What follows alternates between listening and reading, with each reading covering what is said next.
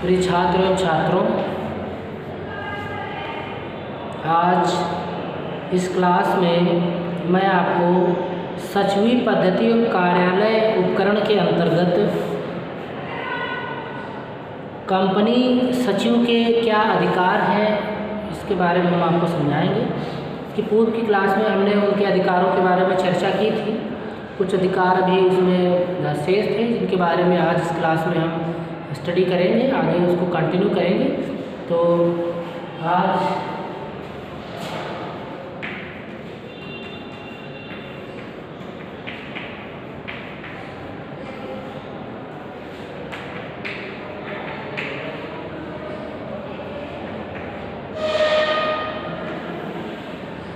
Company सचिव के अधिकार,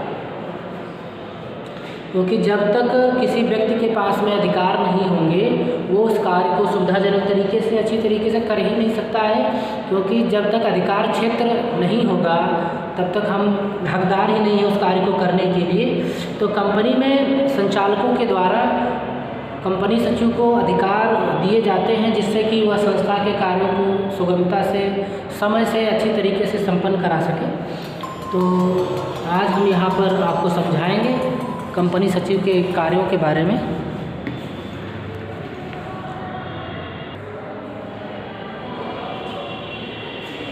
पूर्व की क्लास में हमने कुछ कंपनी सचिव के अधिकारों के बारे में चर्चा की थी, जिसमें से एक बार थोड़ा सा आपको रिवाइज करवाते हैं जिससे कि आगे का फ्लो जो है वो कंटिन्यू रहेगा और आपको अच्छी तरीके से समझ में भी आता है। हमने इसमें बताया था कि कंपनी सचिव को अधिकार होता है कि वह विभागीय निरीक्षण एवं नियंत्रण का उसके पास में अधिकार है।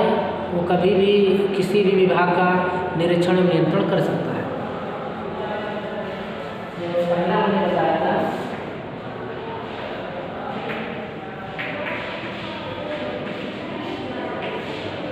विभागीय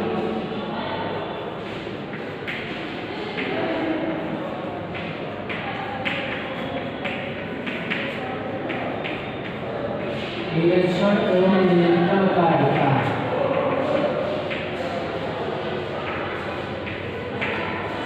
अब आपको पता है कि कंपनी सचिव कंपनी का एक अधिकारी होता है, अधिकारी रैंक का व्यक्ति है। तो उसके पास में उसके अंडर में कई सारे विभाग आते हैं। तो वो जितने भी विभाग उसके अंडर में है वो उनका कभी भी निरीक्षण कर सकता है और उस पर नियंत्रण करने के लिए उनको आदेश दे सकता है, उनको कंट्रोल करता है जिससे कि वो समय से अपने कार्य को पूरा करें, अच्छी तरीके से कार्य को करें। तो निरीक्षण करने का, इंस्पेक्शन करने का, अचानक करने का, कभी भी देखने का, और ये प्रत्येक सचिव को देखना चाहिए जिससे ये पता चलता है कि कंपनी के जितने भी एम्प्लॉयज़ हैं वो अच्छी तरीके से कार्य कर रहे हैं कि नहीं कर रहे। तो निरीक्षण और नियंत्रण का अधिकार उसके पास में सुरक्षित रहता है।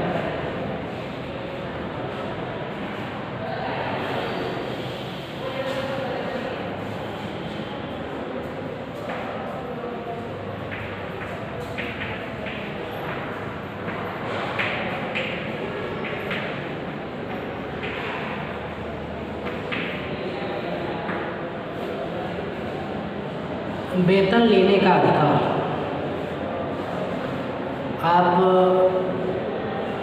को हमने प्रारंभ में भी कई बार इस बात से अवगत कराया था कि कंपनी में जितने भी अधिकारी कर्मचारी नियुक्त किए जाते हैं वो कंपनी के सेवक होते हैं।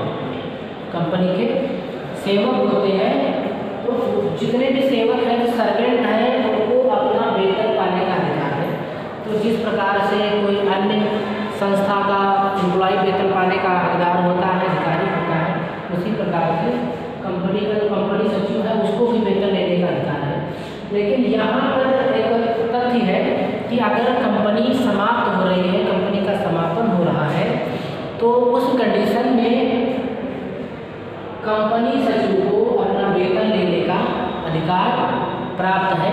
लेकिन इसमें एक बात और ये बताई गई कि यदि कंपनी सचिव जो है वो रेगुलर है, पूर्णकालिक कंपनी सचिव के रूप में है, तभी उसको ये अधिकार दिए गए हैं। अगर कोई अंशकालिक है अर्थात कुछ वर्षों का, कुछ माह के लिए नियुक्त किया गया है कंपनी सचिव, तो उसको यह अधिकार प्राप्त नहीं है कि वह यहाँ पर वेतन लेने का अधिकारी हो सके। लेकिन इसमें एक तथ्य यह भी स्पष्ट किया गया है कि तालिका आ के 84 तालिका आ में यह विवरण दिया गया है, यह व्यवस्था की गई है। उसी प्रकार से तो इसमें एक निर्णय लिया गया था कॉर्न बनाम ब्लैक का, है ना। एक कॉर्न है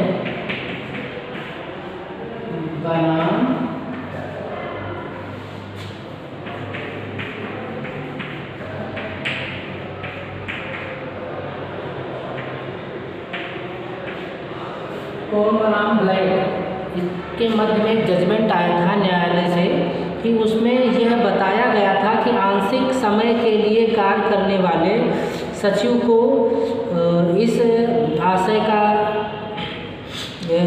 कोई ऐसा अधिकार नहीं है, लेकिन अगर पूर्णकालिक है तो उसको वेतन पाने का अधिकार है। तो ये आपने देखा कि कॉर्न बनाम ब्लैक के मध्य में ये जजमेंट हुआ था, ये न्यायालय ने यह आदेश दिया था। इन दो पार्टियों के मध्य में विवाद हुआ, केस दायर हुआ, तो उसमें उन्होंने बताया कि अगर पूर्णकालिक है सचिव तो उसको वेतन लेने का अधिकार है, अन्यथा वेतन पाने का अधिकार नहीं है।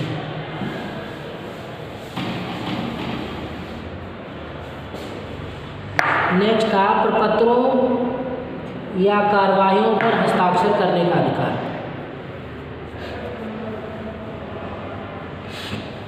अब प्रपत्रों या कार्रवाइयों पर हस्ताक्षर करने का अधिकार से क्या होता है? प्रपत्र आप सभी जानते हैं कि कितने दस्तावेज होते हैं।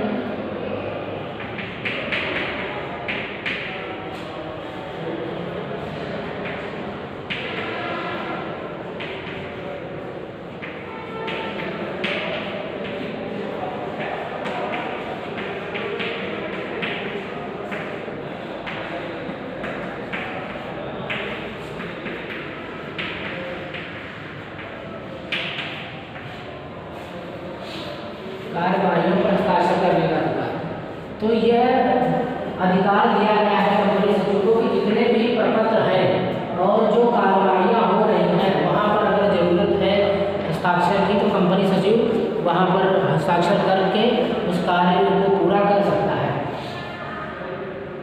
लेकिन यहाँ पर एक तथ्य ये बताया गया कि यदि वहाँ पर कोई सील लगी हुई है, अगर वहाँ पर संस्था की सील लगी हुई है, मोहर कंपनी की मोहर लगी हुई है, तो वहाँ पर कंपनी सचिव अपने हस्ताक्षर नहीं कर सकता है।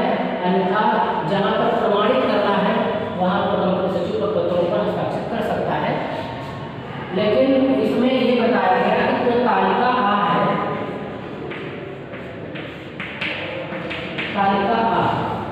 आ में यह व्यवस्था की गई, यह वर्णन किया गया है कि कंपनी सचिव वहाँ पर भी हस्ताक्षर कर सकता है जहाँ पर भी कंपनी की मोहर लगी है।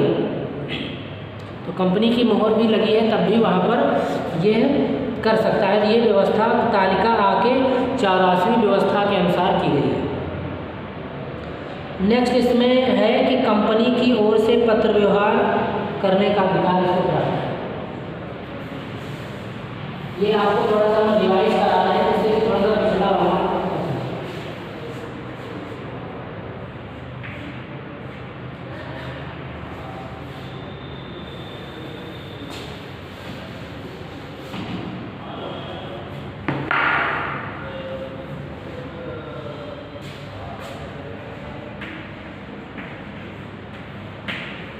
कंपनी की ओर से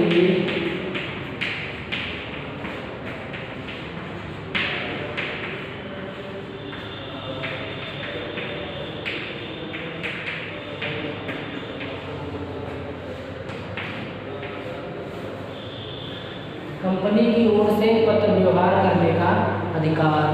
इसमें क्या है आप देखिए कि पत्र व्यवहार का मतलब आप जानते हैं कंपनी से जितने भी पत्र जाते हैं उन सबको जो कंपनी सचिव है उसको अधिकार है कि उन पत्रों को समय से भेजे, उसकी कार्रवाई को पूरा करें। लेकिन अब इसमें एक थोड़ा सा आपको ये फैक्ट समझना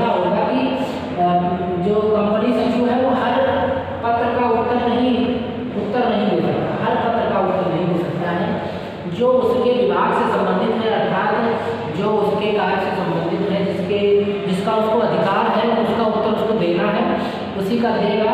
लेकिन यदि उसके कार्यक्षेत्र में नहीं आता है और जिसके कार्यक्षेत्र में आता है, तो चाहे वो संचालक हो, संचालकों से या फिर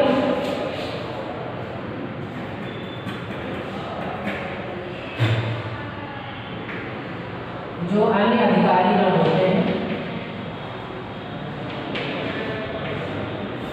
अगर उसका उत्तर देने में वो सक्षम नहीं है, उसके कार्यक्षेत्र में नहीं आता है, तो वह संचालकों से उसके बारे में विचार विमर्श करेगा या फिर जो अन्य अधिकारी हैं जो उस कार्य को देखते हैं उनसे विचार विमर्श करने के पश्चात में तो वह पत्र व्यवहार करता है, क्योंकि उसको पत्र व्यवहार करने का अधिकार प्राप्त है। नेक्स्ट है इसमें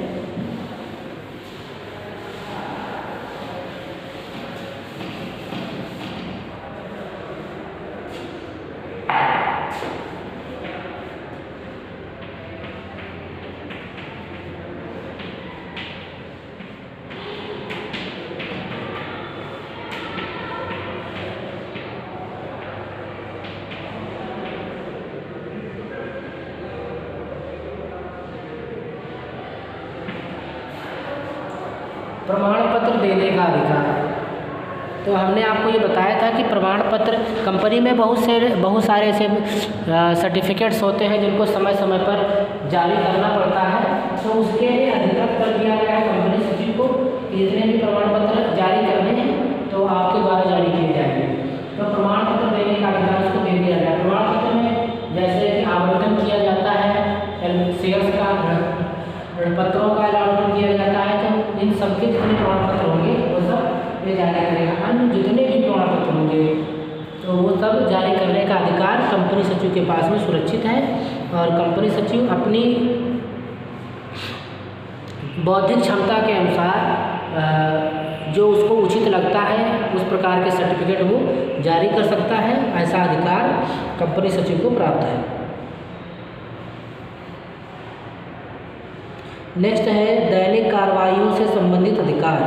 तो कंपनी सचिव को कंपनी के दैनिक कार्यों के से संबंधित अधिक अधिकार प्राप्त होते हैं, क्योंकि उसको दैनिक मतलब जो रोज़मर्रा के कार्य होते हैं उनको पूरा करने के लिए जो अधिकार दिए जाते हैं उनको पूरा करने की जिम्मेदारी उसको दी गई है।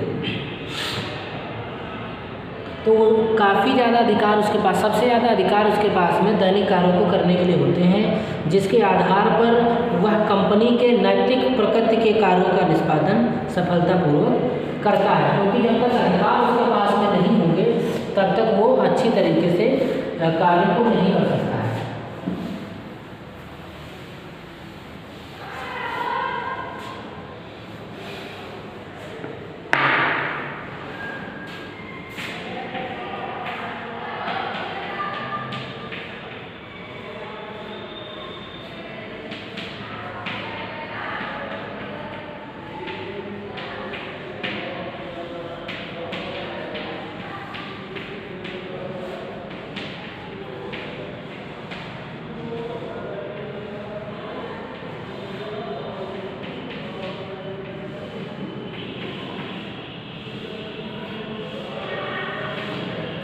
दैनिक कार्रवाइयों से, दैनिक का मतलब है जो रोज कार्य किए जाते हैं, रोज होने वाले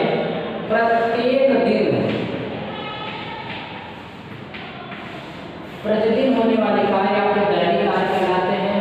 अब कार्रवाई मतलब दैनिक कार्रवाई और दैनिक होने वाले कार्य, अब उनको आपको पता है कि संचालकों के द्वारा समस्त जिम्मेदारी संस्था की कंपनी सचिव और प्रबंध जो महाप्रबंधक एमडी होते हैं उनके ऊपर होती है। वो संस्था का संचालन अच्छी तरीके से करते हैं। इसके लिए जितने भी अधिकार होते हैं तो रोजमर्रा के कामों को पूरा करने में जिनकी जरूरत पड़ती है वो समस्त अधिकार कंपनी सचिव को सौंपे जाते हैं, जिससे कि वो रोज के कार्यों को अच्छी तरीके से पूरे करा सके, उनको संपादित करा सके, उसमें किसी प्रकार की कोई अड़चन, कोई बाधा अवरोध उत्पन्न न हो। तो दैनिक कार्रवाइयों से संबंधित अधिकार जो है वो कंपनी सचिव के पास में सुरक्षित होते हैं और उनको उसे करने का पूरा अधिकार होता है कि वो उन अधिकारों का पालन करते हुए कंपनी के कार्यों को समय से उचित तरीके से उसको उन्हें संपादित करना होता है। नेक्स्ट है कि अनुबंध द्वारा कंपनी को उत्तरदायी ठहराने का अधिकार।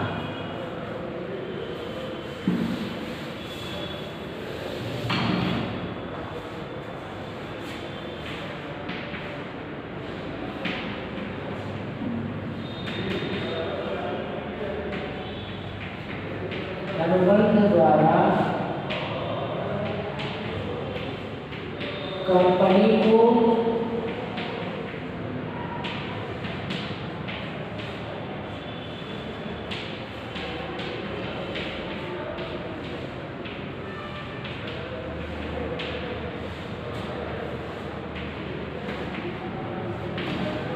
उत्तरदायी ठहराने का अधिकार है प्राप्त।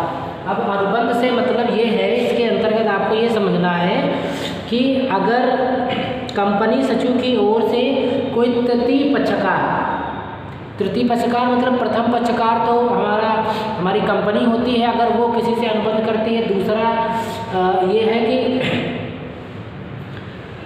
कि अगर कोई अन्य सदस्य वो है, उसने अगर डीलिंग की है किसी से, अनुबंध प्राप्त किया है, उसके पश्चात तो दूसरा मतलब कंपनी और जो कंपनी सचिव के मध्य में अनुबंध हुआ है।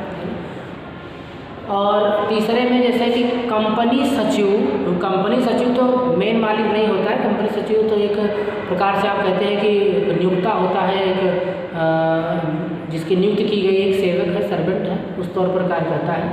तो कंपनी सचिव को नियुक्त किया है संचालकों ने, और यदि संचालक किसी तृतीय पक्षकार से मतलब किसी अन्य से यदि अनुबंध करता है तो इस अनुबंध के कारण जो भी उत्तरदायित्व उत्पन्न होते हैं, जो अनुबंध किया गया है जिसमें क्या क्या काम होंगे, और उसके लिए कंपनी को उत्तरदायी ठहराने का अधिकार भी वो रखता है, क्योंकि ऐसा अधिकार उसे प्राप्त है कि यदि कंपनी की ओर से कोई अनुबंध कंपनी सचिव के द्वारा किसी अन्य से किया जाता है तो उसके लिए, उस अनुबंध के लिए जो भी उत्तरदायित्व होंगे, अगर वो समय से पूरा नहीं होंगे तो उन सब का जो जिम्मेदार होगा वो हमारी संस्था होगी, कंपनी होगी। तो उत्तरदायी ठहराना कि कंपनी उत्तरदायी है इसके लिए, तो ऐसा अधिकार कंपनी सचिव के पास में सुरक्षित होता है। परंतु किसी भी स्थिति में सचिव कंपनी की ओर से ऋण लेने के लिए अधिकृत नहीं है। जब आपने देखा कि जो दायित्व संबंधी है, जो दायित्व है कंपनी सचिव का, वो दायित्व यहाँ तक हो सकता है कि वो कंपनी को उत्तरदायी, अनुबंध के लिए कंपनी को उत्तरदायी ठहरा सकती है। लेकिन यहाँ पर अगर कोई ऋण की बात आती है, ऋण लेने की, अगर कोई ऋण लेने की बात आती है तो कंपनी सचिव यहाँ पर ऋण नहीं ले सकता, मतलब ऋण लेने का जो है वो अधिकार नहीं है। ऋण लेने का अधिकार कंपनी सचिव के पास में नहीं है। वह अगर किसी थर्ड पार्टी से अगर कोई अनुबंध करता है तो उसके लिए जितने भी उत्तरदायित्व है, भाई अनुबंध करेगा तो किसी कार्य को पूरा कराने के लिए, तो अगर वो कार्य पूरा नहीं हो पाता है तो उस कंडीशन में जो उत्तरदायित्व होगा वो कंपनी का होगा। यह उत्तरदायी ठहराने के लिए कि ये उसका जो दायित्व होगा ये कंपनी का होगा, इसका अधिकार कंपनी सचिव के पास में सुरक्षित होता है। और लेकिन अगर ऋण लेने की बात आएगी कि कंपनी सचिव अपने आप ऋण नहीं ले सकता है, ऋण तो मालिक लेगा, संचालक लेते हैं। तो जब कभी भी ऐसी जरूरत पड़ती है आप ध्यान रखिएगा कि अनुबंध तो कर सकता है किसी थर्ड पार्टी से, लेकिन ऋण लेने का अधिकार उसके पास नहीं है।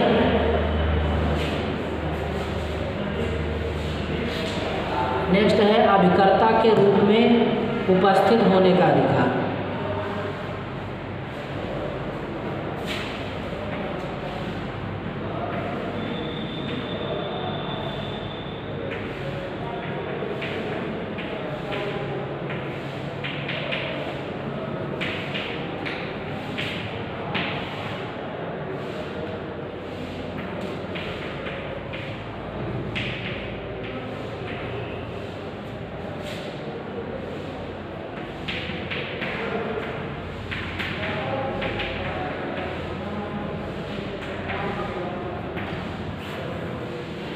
अभिकर्ता के रूप में उपस्थित होने का अधिकार।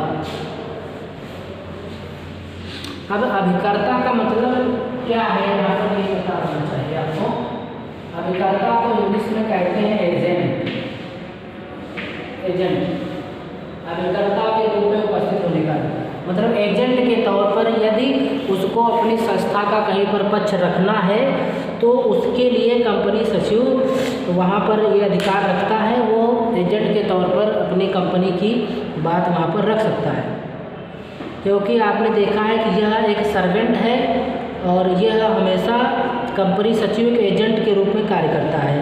तो इसके लिए वह किसी भी आर्थिक, सामाजिक व अन्य किसी भी प्रकार की बैठक में कंपनी सचिव को कंपनी के प्रतिनिधित्व करने का उसको अधिकार है, जो कंपनी का प्रतिनिधित्व कर सकता है। क्योंकि आपको पता है कि कंपनी का एक अधिकारी होता है, तो इसको कई बार जितनी भी मीटिंग्स होती हैं, जो मीटिंग होती है अर्थात जो बैठकें होती हैं, उन बैठकों में जाना पड़ता है। कंपनी की तरफ से किसी को वहाँ पर प्रतिभाग करना पड़ता है। तो ये अधिकार है कि एजेंट के रूप में जो जाएगा वो कंपनी की बात रखने के लिए, अब वो कंपनी सचिव जाता है ज़्यादातर। क्योंकि आपको पता है कि कंपनी का एक खुद का नाम जरूर होता है, लेकिन उसका कोई अस्तित्व नहीं होता है। उसको चलाने के लिए किसी न किसी व्यक्ति पर्सन की जरूरत पड़ती है, ठीक है। तो अस्तित्व का मतलब ऐसा नहीं कि अस्तित्व नहीं होता, कंपनी जानी अपने नाम से जाती है, लेकिन वो मूर्त अवस्था में होती है। उसको चलाने के लिए किसी एक पर्सन की जरूरत पड़ती है। तो जितनी भी मीटिंग्स होती हैं, वो मीटिंग चाहे आपकी सामाजिक मीटिंग हो और चाहे आर्थिक हो,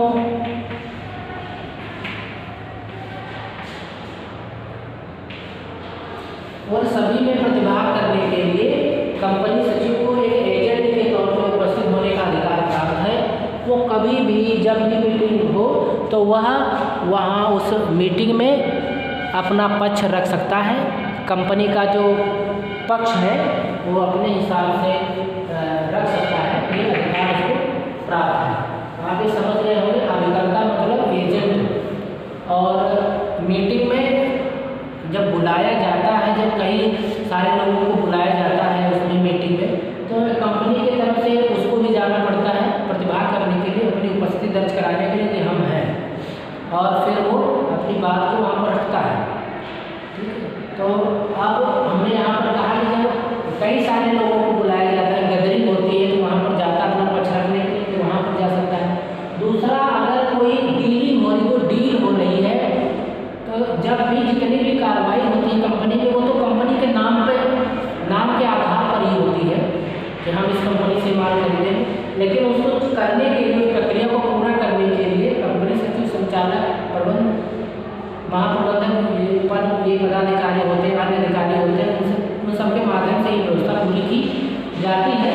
तो जहाँ पर भी डीलिंग की बात होगी कि मीटिंग करके हम अपनी बातचीत को सॉल्व करें, उसको आगे बढ़ाएं, तो वहाँ पर एजेंट के तौर पर कंपनी सचिव उपस्थित रहता है और अपनी कंपनी का पक्ष रखता है और उस कार्य को सफल करने का वहाँ पर पूरा प्रयास करता है। आपको ये समझ में आया होगा कि किसी भी मीटिंग में, वार्तालाप में डीलिंग जहाँ करनी है, डील करनी है, तो वहाँ पर ये अधिकार प्राप्त है कि वह अभिकर्ता के रूप में, है ना, कर्ता होता है लेकिन वो काम करने वाला होता है, इसीलिए इसको बोलते हैं अभिकर्ता, है ना। जो पूर्ण रूप से मालिक ना होते हुए भी जो उसके स्थान पर उपस्थित होकर के उस कार्य को करने का जो प्रयास करता है, उसको कहते हैं हम अभिकर्ता।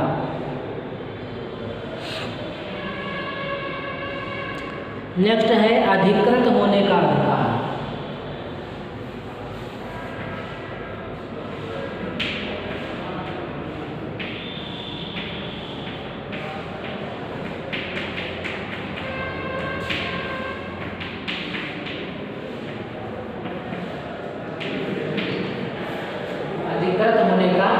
अधिकार है, अथॉरिटी प्राप्त है उसको, राइट ऑन हैविंग अथॉरिटी। तो अधिकृत होने का अधिकार मतलब है कि यदि संचालक मंडल ने या कंपनी के पार्षद अंतर नियमों ने सचिव को अधिकृत कर दिया है कि तो वह किसी प्रपत्र की वैधानिकता की गारंटी कर सकता है। अर्थात कोई डॉक्यूमेंट अगर प्रमाणित करना है और उसको पार्षद सीमा नियम में ये उल्लेख कर दिया गया है कि दस्तावेज को ये प्रमाणित कर सकता है, तो अगर उसकी मोहर लगी, उसके दस्तखत हैं, उस पर साइन हस्ताक्षर हैं, तो वो पूरी तरीके से वैध होगा, मान्य होगा। तो ये यहाँ पर बताया गया इसको अधिकृत करने का अधिकार होता है, लेकिन अधिकार उस कंडीशन में कि जब पार्षद सीमा नियम और संचालकों के द्वारा उसको अधिकार दिए गए हों, उस कंडीशन में।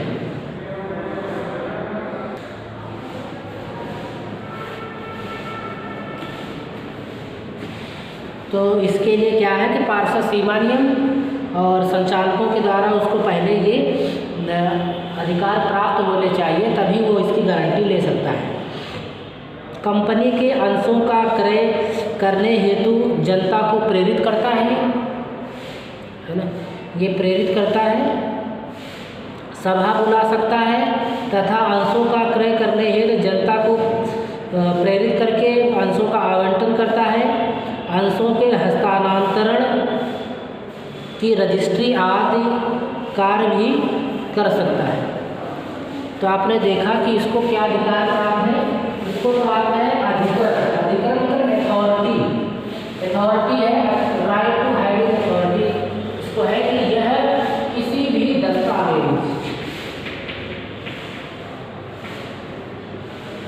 दस्तावेज को प्रमाणित कर सकता है, दस्तावेज को प्रमाणित कर सकता है जब अगर इस दस्तावेज पर इसकी सील हस्ताक्षर है, इसकी मोहर लगी हुई है दस्तावेज के ऊपर, हस्ताक्षर है इसके,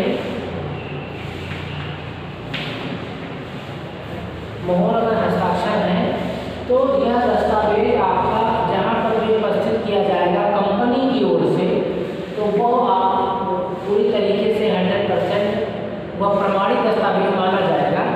ऐसा इसमें अधिकार दिया गया है कंपनी सचिव को, इसीलिए इस अधिकार को कहते हैं अधिकृत होने का अधिकार।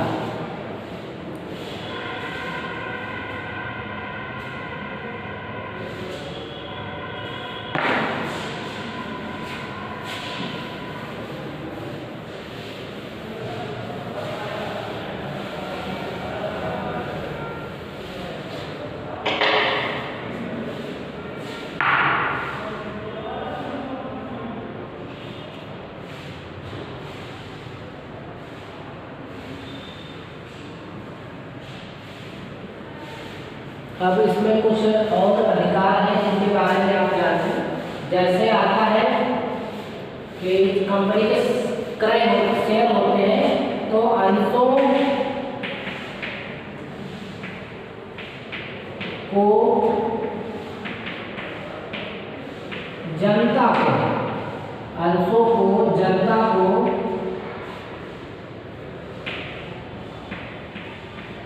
जनता को क्रय करने हेतु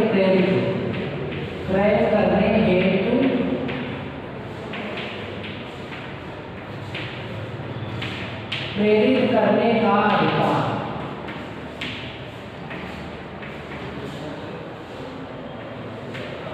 यहाँ पर आपको प्रेरित मतलब करना, उनको प्रमोट करना, उनको ये समझाना कि आप हमारी संस्था के अंशों को आप क्रय करने चाहिए। अधिकार उनको दिया गया है कि आप हर संभव प्रयास करें कि हमारी जनता जो है हमारे बारे में जाने और हमारे क्रय को, हमारे अंशों को क्रय करें।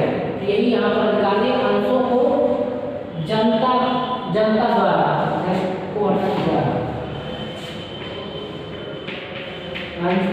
द्वारा क्रय करने हेतु प्रेरित करने का अधिकार है कि आप उनको प्रेरित करें।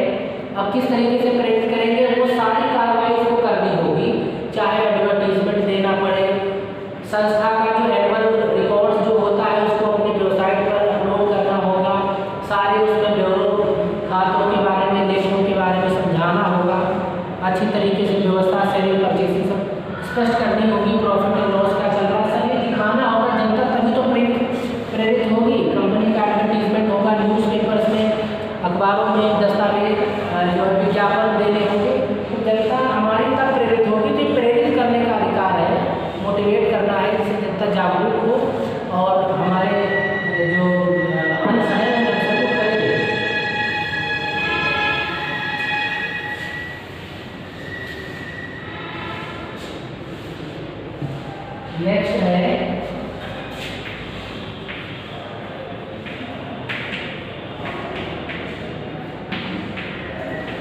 अंशों को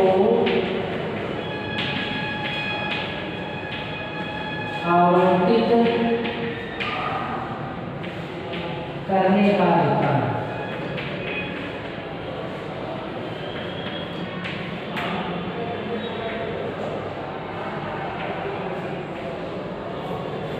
अंशों को आवंटित करने का अधिकार ये होना चाहिए।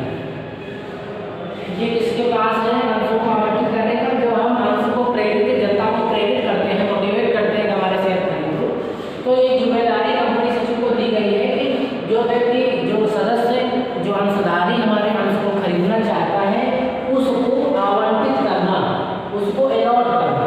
अंशों के अलॉटमेंट का जो राइट है वो कंपनी सचिव के पास में होता है। कंपनी सचिव उसको उचित कार्रवाई करते हुए अंशों को अलॉट करेगी, और अलॉट करने का अधिकार जो है वो किसके पास में है?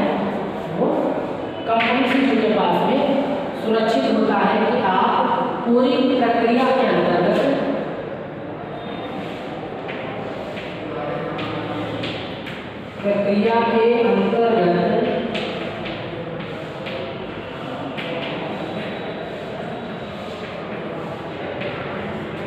कार्यवाही को पूर्ण करते हुए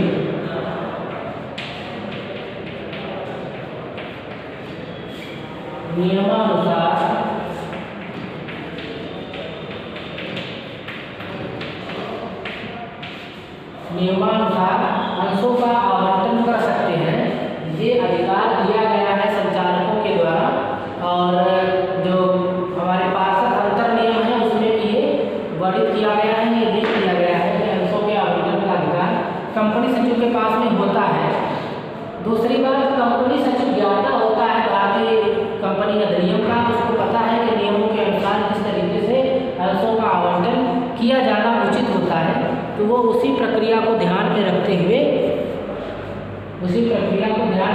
अंशों का आवंटन करता है। तो अगर इसमें किसी प्रकार की कोई त्रुटि या ऐसी कमी की संभावना होती है तो उन सबकी जिम्मेदारी कंपनी सचिव की होती है। तो इसीलिए कंपनी सचिव जो है योग्य पर्सन होता है, उसको भारतीय कंपनी नियम का ज्ञान होता है, नियमों का ज्ञाता होता है। इसीलिए ऐसे अधिकार जो है कंपनी सचिव को सौंपे गए हैं, जिनके तहत वो कार्य को अच्छी तरीके से प्रतिपादित करता है। नेक्स्ट है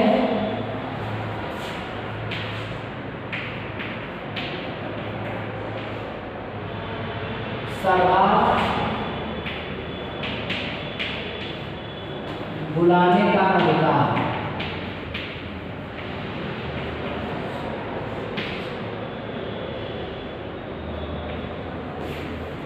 सभा बुलाने का अधिकार ये कंपनी सचिव को प्राप्त है।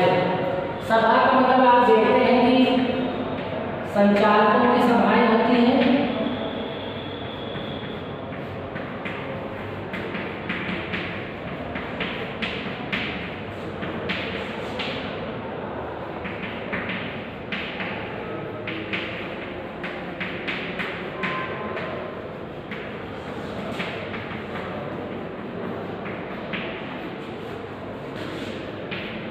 तीसरा रणपत्रधारियों की सभाएं,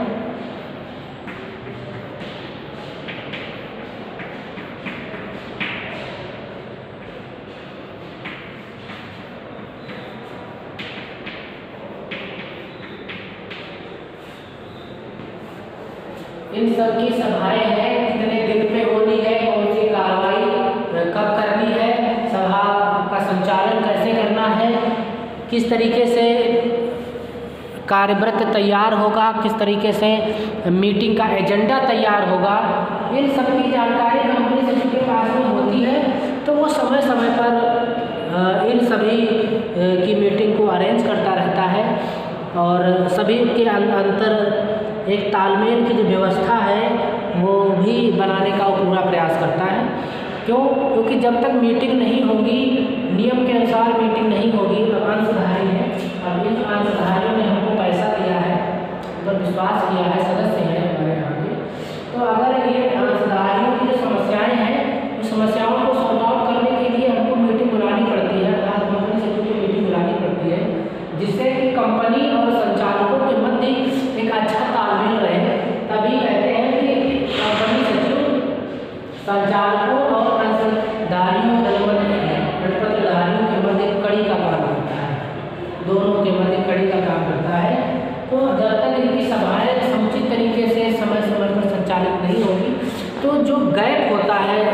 संचालकों और पत्रधारियों के मध्य वो हमेशा बना रहता है।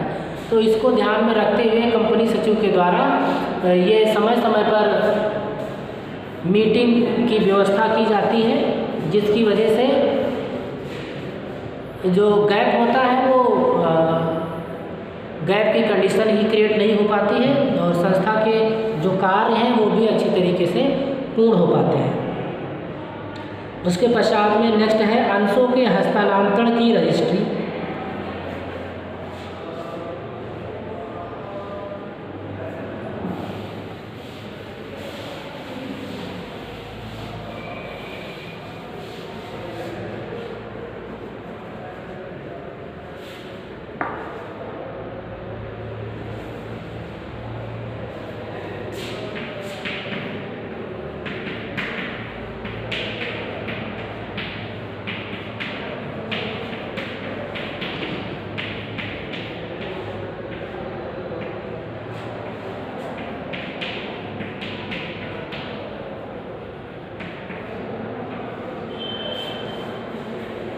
अंशों के हस्तांतरण का अधिकार। अब मैंने अभी बताया था आपको कि कंपनी सचिव भारतीय कंपनी अधिनियम का ज्ञाता होता है। उसको अच्छी तरीके से ये ज्ञात होता है कि कंपनी में जो कार्य करवाना है वो किस तरीके से करवाना है, किस नियम के तहत वो काम होना चाहिए। तो उसी प्रकार से चाहे पत्रधारियों के प्रति उसके कर्तव्य हो, चाहे अंशधारियों के प्रति कर्तव्य हो। अब अंशधारियों में आपने देखा कि वह जनता को प्रेरित करता है अंशों के लिए, फिर अंशों के आवेदन को प्राप्त करता है, फिर अंशों का आवंटन करता है, फिर उसके पश्चात में अंशों का हस्तांतरण ट्रांसफर किसी को करवाना है तो वो किस तरीके से करवाएगा, उसके क्या नियम कानून है, उनकी जानकारी उसके पास में है। जिसको हस्तांतरित हो रहे हैं इस कार्रवाई के लिए कौन कौन से दस्तावेज, कौन कौन से प्रपत्र चाहिए, कौन कौन से कंप्लीट होने चाहिए, ये सब जानकारी रखता है कंपनी सचिव।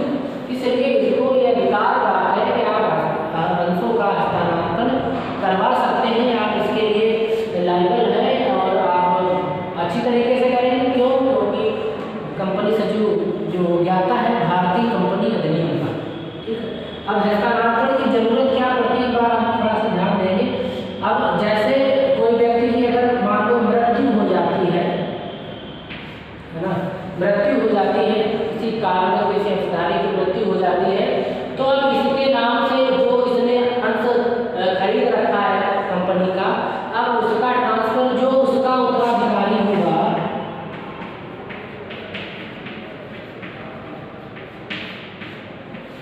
जो उसका उत्तराधिकारी होगा उस उत्तराधिकारी को के नाम करवाना होगा, हस्तांतरित करवाना होगा अंश। तो ये पूरी प्रक्रिया क्या क्या चाहिए, चाहे वो इसका उत्तराधिकार प्रमाण पत्र हो, चाहे इसका डेथ सर्टिफिकेट हो, चाहे अन्य दस्तावेज हो, पूरी कार्रवाई है वो सभी करवा करके इसके नाम से उसकी रजिस्ट्री करवाना कि हाँ ये इनके स्थान पर ये इसके सदस्य हैं। ये पूरी जिम्मेदारी कंपनी सचिव की इसमें होती है। कंपनी सचिव अच्छी तरीके से इसको पूरा करता है।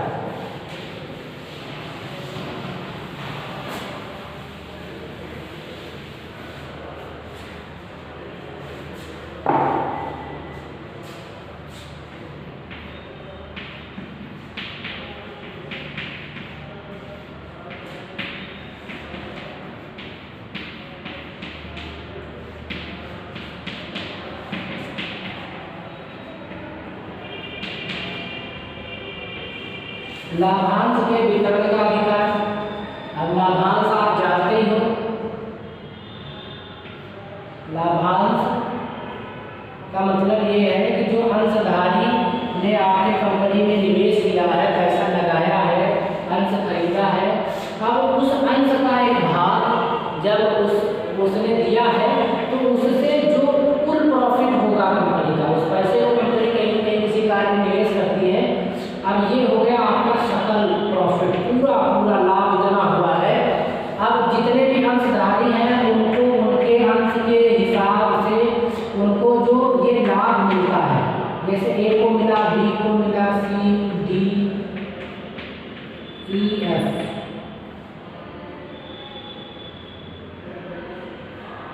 इनको ये अलग अलग लाभ मिला है, ABCD अलग अलग मिल गया है। ये सारा जब लाभ बढ़ जाता है सभी में, तो इनको इस लाभ का एक हिस्सा मिलता है, एक शेयर मिलता है, एक परसेंटेज मिलता है, ये कह सकती हो।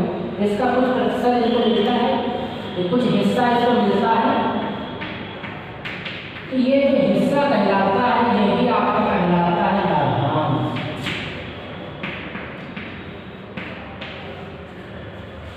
लाभ का एक हिस्सा आपका लाभांश कहलाता है, लाभ का एक भाग आपका लाभांश कहलाता है।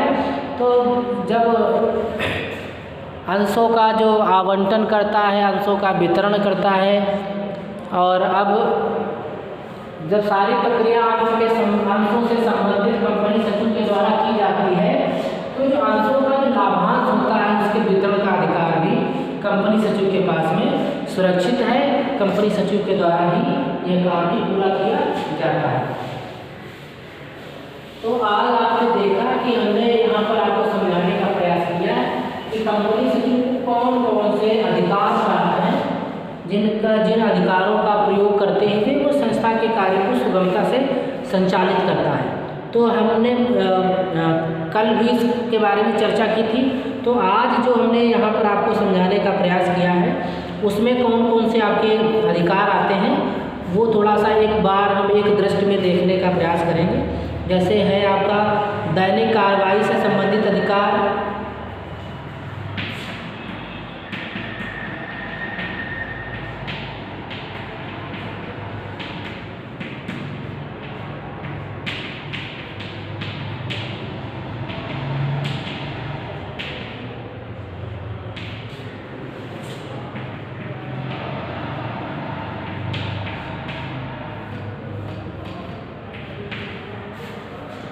नेक्स्ट है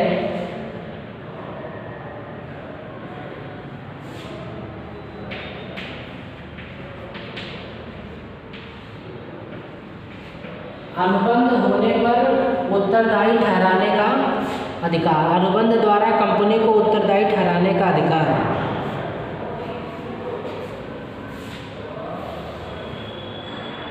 अनुबंध द्वारा कंपनी को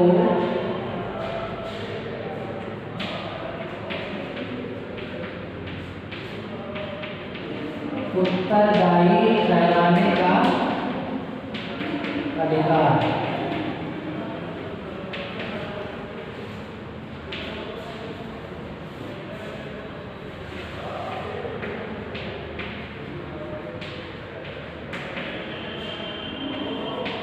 अभिकर्ता के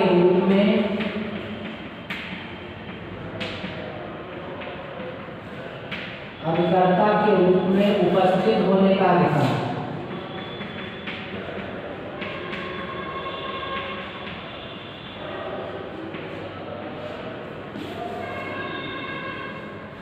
अभिकर्ता के रूप में उपस्थित होने का अधिकार। अधिकृत होने का अधिकार।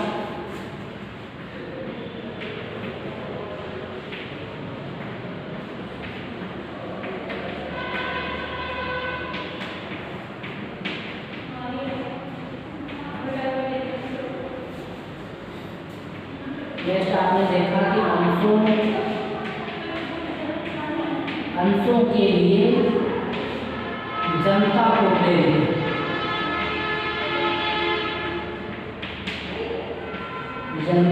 प्रेरित करने का अधिकार।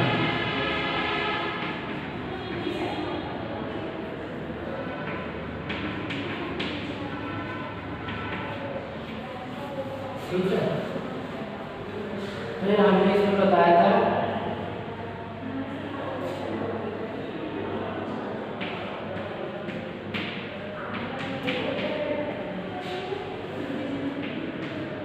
अंशों को आवंटित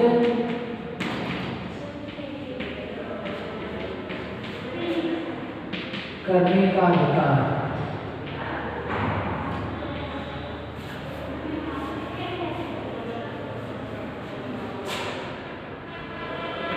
नेक्स्ट है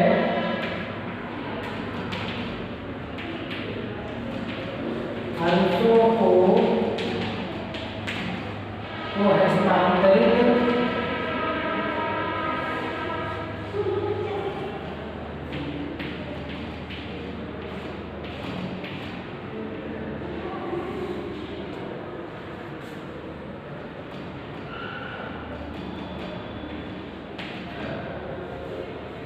वितरित करने का अधिकार।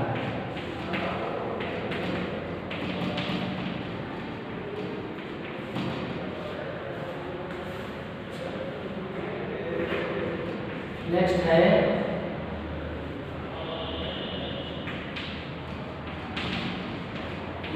लाभांश वितरण का अधिकार।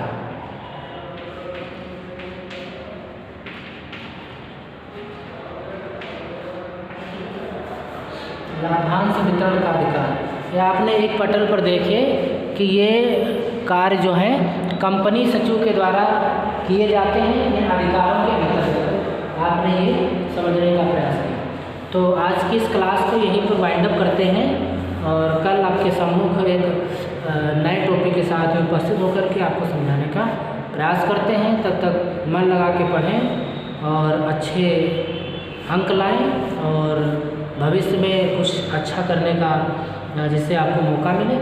तब तक के लिए अपना ध्यान रखें। Take care.